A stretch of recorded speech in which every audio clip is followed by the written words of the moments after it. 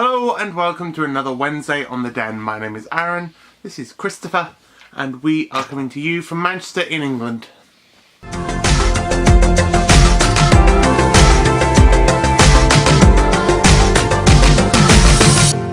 So this week on the Den is the Olympic week. It's Rio de Janeiro Olympicness in Brazil. People doing sports things.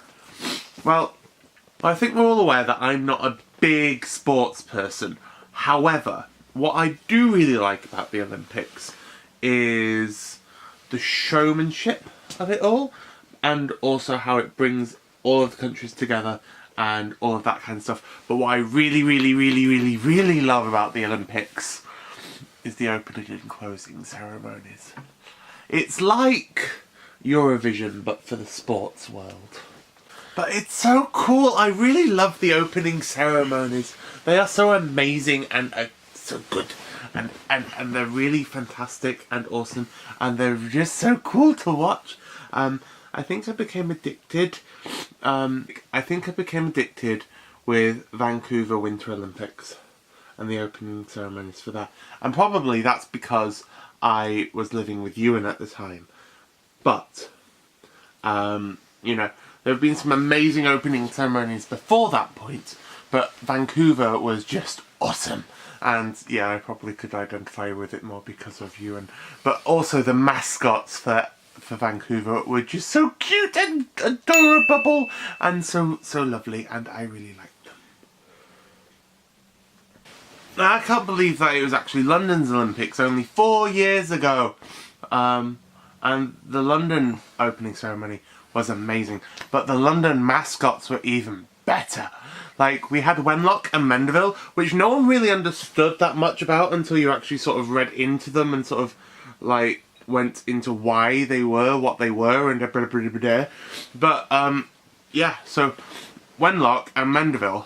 So Wenlock was where the modern day Olympics actually originated from. It's a place in the UK, and Mandeville is where the modern day Paralympics started in the world. So that's why they were called what they were called, and it's just really cool that it actually started in the UK. You still don't get.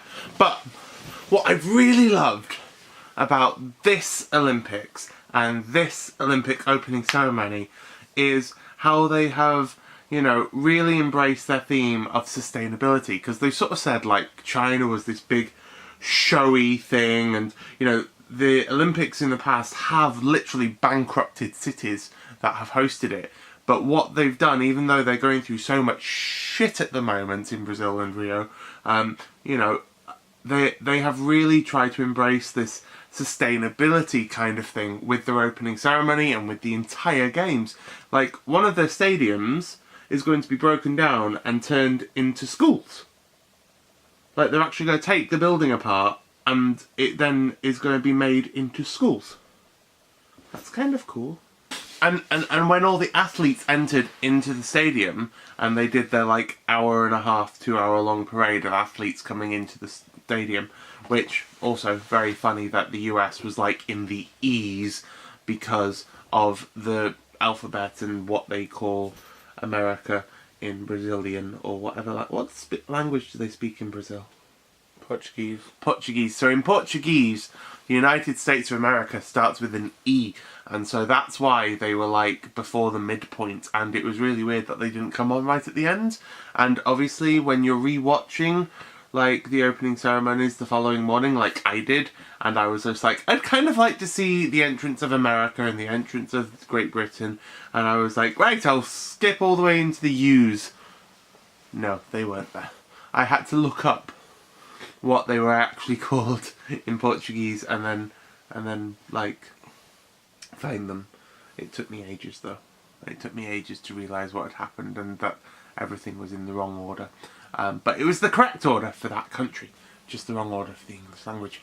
Anyway, all of the athletes, when they got in, they all had a seed and they had to plant it into these big mirrored chamber things that had these little black pots on, and then all of those seeds are then going to be put into the athlete's forest, and they're going to grow a forest from all of the athletes' seeds. That's really quite cool and really promotes the whole sustainability stuff. And I really, really like it. I really like it. And these big mirrored boxes then sort of, they arranged them so that they made the Olympic rings, and then they exploded green and these trees came out, and then they had the Olympic rings made out of trees. Because, like, they always try to incorporate them into some way into the opening games. And so, like, London, we had the big flying ones that came together that were all like rings of fire from a forge kind of thing because of our industrial past and whatever. And then Sochi had the lovely like snowflakes that broke, which was quite amusing. But then they had these trees, and they were really cool, and I loved them, and they were awesomes. But the highlights of the show. Well, Vancouver started the whole video projection floor thing, and then every single game since then has basically used it. So they used it as well, which, even though they didn't have the biggest and showiest kind of like opening ceremony out of all of them, it really helped them to make it look bigger than what it was. So that was really cool. The rainforest bit with these big vine things, which they moved around and turned into different bits of sculpture, was amazing to watch. So that's quite close to the beginning, the jungly bit. You should definitely watch that. But my biggest highlight was the cauldron. I love it, and I'm really looking forward to the closing ceremonies. I also kind of feel like the Paralympics are becoming a lot more popular than they ever used to. And, you know, looking at the American wheelchair rugby team, you can totally understand why, because they're gorgeous. Anyway, I've rambled about the Olympics and let Chris just be quiet because he doesn't care. So I hope you all have a wonderful rest of your week. Enjoy the Olympics, watch the Paralympics, and tell me what your favourite Olympic sport is. I think mine is weightlifting, and you will see later on in the week why. Love you. Bye. Goodbye.